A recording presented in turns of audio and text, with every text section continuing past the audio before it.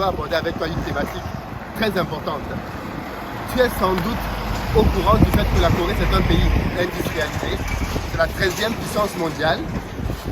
Et c'est un pays qui a 5 grandes marques automobiles. On connaît tous Kia, on connaît SsangYong, on connaît Hyundai, qui est très connu en Afrique d'ailleurs.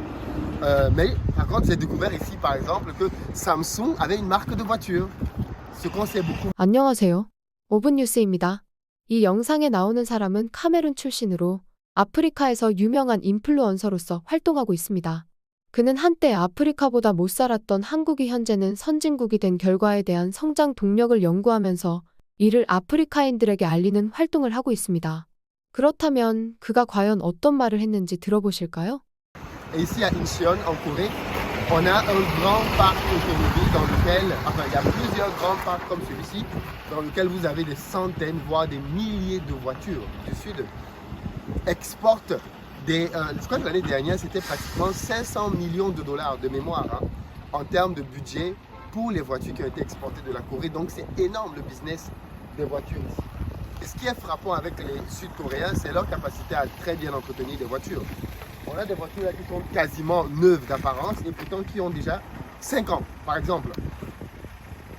Or, on sait tous que Toyota en Afrique, c'est un véhicule phare, que Toyota, c'est... tu peux pas. Avait été emmené de force au Japon pour être des prostituées pour l'armée impériale. Et il se trouve que jusqu'aujourd'hui, du moins pendant longtemps, cette version-là a été, comment je vais dire ça, niée par le Japon. Et notamment Shinzo Abe, qui est l'ancien président, l'ancien premier ministre du Japon, qui est décédé récemment, faisait partie des personnes qui disaient que le Japon n'a pas à s'excuser parce que ces femmes-là étaient venues elles-mêmes de bon gré pour se livrer à l'armée impériale, ce qui bien évidemment paraît très douteux. Eh bien, la Corée du Sud est un pays dans lequel il y a un patriotisme très fort, très très fort. Les Sud-Coréens se sentent patriotes pour leur pays. Est-ce que ça entraîne donc, c'est que naturellement il y a un boycott simplement des produits japonais? On ne consomme pas japonais en Corée du Sud. Il est venu au Cameroun et il a reconnu que oui, il y avait eu des massacres qui avaient été commis et il faut aller pour rétablir la vérité de l'histoire. Donc vous voyez que les pays africains, le Cameroun, la Côte d'Ivoire, le Sénégal, le Bénin, le Gabon, tous ces pays ont en fait dans leur histoire des dossiers cachés. Et ça, aucun État n'a envie d'entendre ça. Aucun État occidental n'a envie d'entendre ça. Et donc du coup, qu'est-ce que ça fait? Eh bien, ça crée une situation, ça crée un contexte dans lequel on fait tout aussi pour maintenir ces pays plus bas que terre. On leur donne un petit ceci, une petite autoroute par là, une petite route, et les gens sont contents.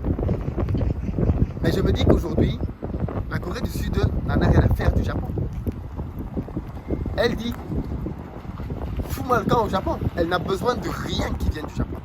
Parce que ça, c'est un autre sujet qu'on va voir dans notre vidéo. Ici, on reste surpris parce que tout ce qui est dans la maison, je dis bien tout, de l'électricité, la lumière, les carreaux, tous les meubles, tout est fait en Corée du Sud. Il n'y a rien. Même pas l'air. Rien ne vient de l'extérieur. Tout est made in South Korea. Donc, ils sont autonomes. Parce que techniquement et technologiquement parlant, ils savent eux-mêmes tout faire. 5 grandes marques de voitures, 5 grandes marques, dont ils n'ont pas besoin de voitures d'ailleurs. Et ça, moi, ça me parle, moi, ça m'interpelle, ça me fait réfléchir. Qu'est-ce qui se passe avec les Africains? Quand allons-nous prendre conscience des véritables enjeux? Qu'il faille ennemi avec la France, ou bien qu'ils n'aiment plus les Français, ou qu'il faille faire du racisme, parce qu'une fois de plus, ce n'est pas un problème entre les peuples. Mais au niveau des élites, je pense qu'il est très important, parce qu'il faut bien le dire, la Corée du Sud et le Japon sont les meilleurs amis des États-Unis en Asie. Parce que leur ennemi à tous là, c'est la Chine. Je vous en parlerai dans une autre vidéo. On a beaucoup à faire pour rattraper notre retard en Afrique. Je dis bien beaucoup à faire. Mais bon, il n'est pas trop tard. Il n'est clairement pas trop tard, mais il ne faut plus tarder les amis. La première libération doit se faire dans la tête. Elle doit se faire dans la tête. Et pour le moment, j'ai l'impression que nous n'avons pas encore eu la bonne session vis-à-vis des anciens colonisateurs. 한국처럼 되려면 일단 프랑스에 유학생들을 보내면 안 돼. 프랑스에 가서 그냥 프랑스인이 되어서 돌아와.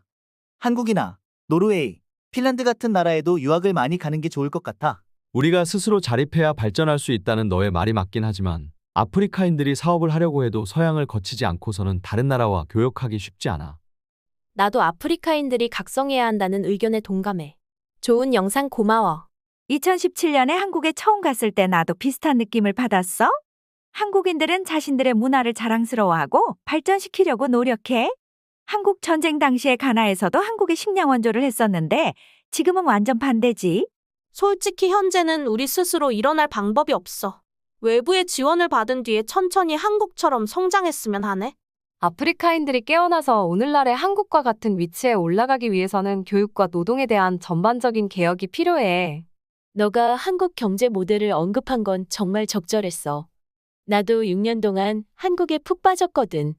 한국을 볼 때마다 왜 아프리카는 한국처럼 발전을 못하는지 생각했어.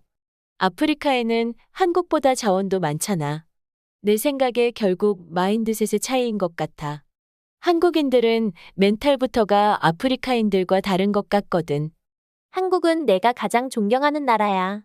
그들은 식민지를 겪었으면서도 현재 선진국으로 성장했고, 우리도 반드시 그들에게서 배워야 해. 한국은 자원도 빈약하고 작은 나라인데 성공을 했어. 반면에 아프리카는 자원이 많지만 사람들의 의식 수준이 너무 낮아. 한국 성장의 핵심은 바로 한국인들이 과거를 잊지 않았다는 것이야. 한국은 오랜 역사가 있고 아직도 과거의 아픔을 잊지 않았어. 과연 우리가 한국인들을 따라하는 게 쉬울 것 같아?